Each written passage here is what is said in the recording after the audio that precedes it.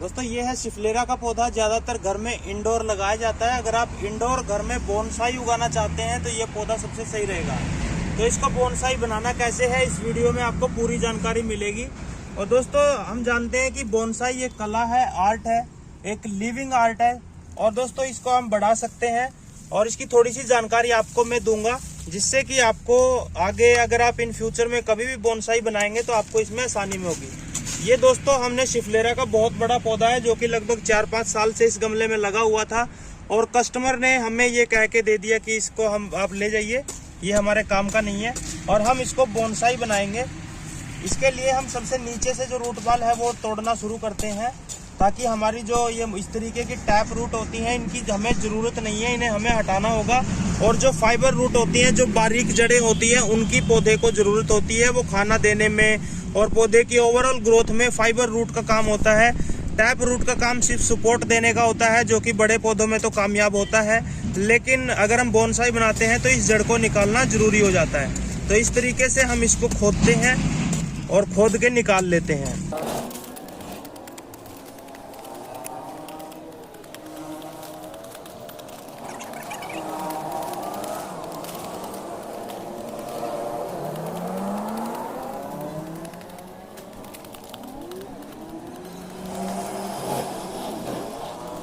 इस तरीके से हमने जो हमारे पौधे की जड़ें हैं उन्हें निकाल लिया है मिट्टी से, और हम देखेंगे कि ये किस तरीके से इधर उधर फैली हुई है। तो ये ऊपर गई हुई है, तो इसको भी हम पूरा का पूरा निकाल लेंगे क्योंकि ये हमने काट दी है। और देखिए ये जो मोटी जड़ें हैं इनका बिल्कुल भी कोई काम नहीं है आपके बोनसाई के पौधे में, तो ये आप इनको निकाल सकते हैं। इनको इस तरीके से निकाल देना है। निकालने के बाद ये देखिए ये मोटी जड़ें जो है बोनसाई में नहीं होनी चाहिए, इनको काट देना चाहिए। तो आप किसी भी कटर की सहायता से इन्हें काट सकते हैं इस तरीके से।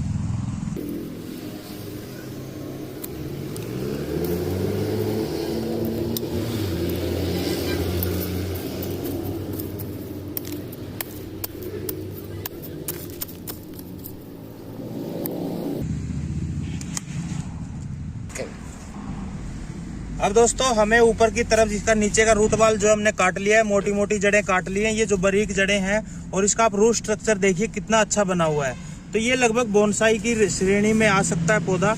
और यहाँ पर ब्रांचेस देखिए कितने अच्छे से डेवलप हुई हैं।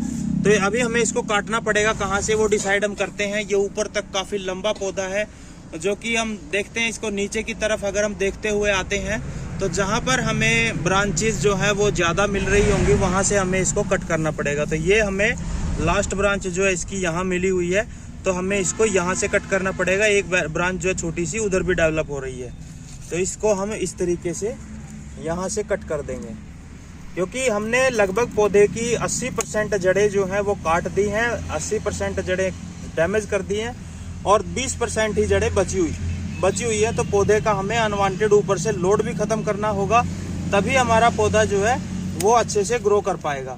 अगर हम इसका लोड कम नहीं करेंगे तो हमारा पौधा जो है रिपोर्टिंग के बाद सूखना शुरू हो जाएगा, जैसा कि हम नहीं चाहेंगे। तो हमें इसके लिए क्या करना होगा, हमने इसकी हाइट छोटी कर दी है। अब हमें इसकी ब्रांचेस को जो है वो प्रून करना होगा। ये देखिए यहाँ पर जो है, यहाँ से हम इसकी ब्रांच को प्रून कर देते हैं, ताकि हमें हमें पता चलता है कि कहाँ से काटना चाहिए। तो यहाँ पर पत्ता है, यहाँ पर हमें एक ब्रांच मिलेगी, यहाँ पर एक ब्रांच मिलेगी, जो कि बोनसाई के लिए आगे के लिए अच्छा रहेगा।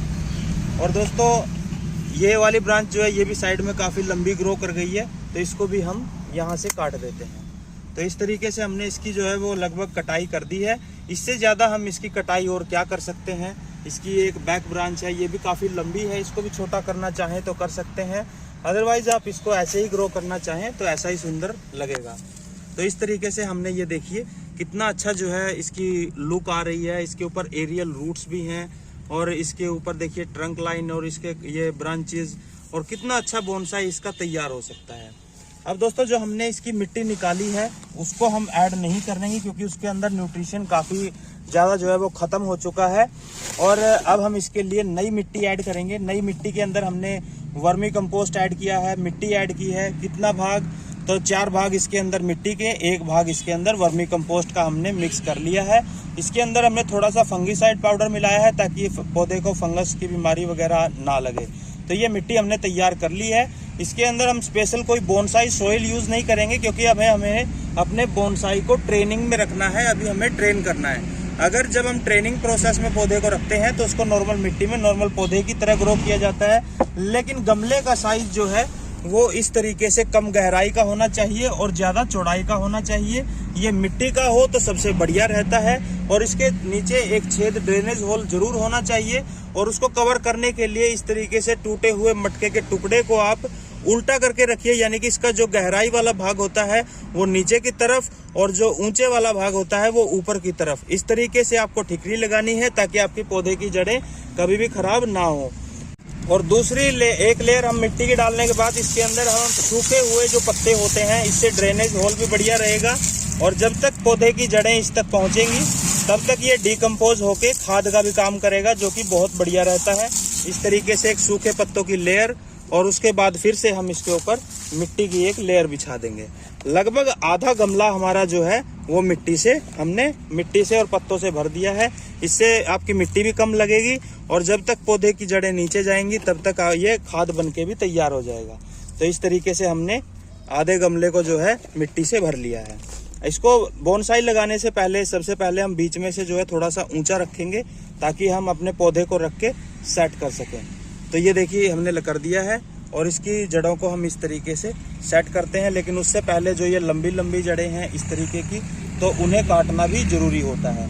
ये देखिए अगर हम इन्हें खोल के लंबा करते हैं तो ये देखिए कितनी लंबी पौधा है। वो लगाने के बाद इसके अंदर हम पानी डालने के बाद पौधे को रखेंगे 1 हफ्ते के लिए सेमी शेड एरिया में। उसके बाद आप इसको फुल सनलाइट में या फिर घर के इंडोर जैसा भी आप रखना चाहे रख सकते हैं। वीडियो आपको कैसी लगी कमेंट करके बताइएगा। अच्छी लगी है तो लाइक कीजिए, शेयर कीजिए, और चैनल को सब्सक्राइब करना बिल्कुल मत भूलिए। मिलते हैं नेक्स्ट वीडियो में किसी नई जानकारी के साथ। तब तक मुझे जय हिंद, जय भारत।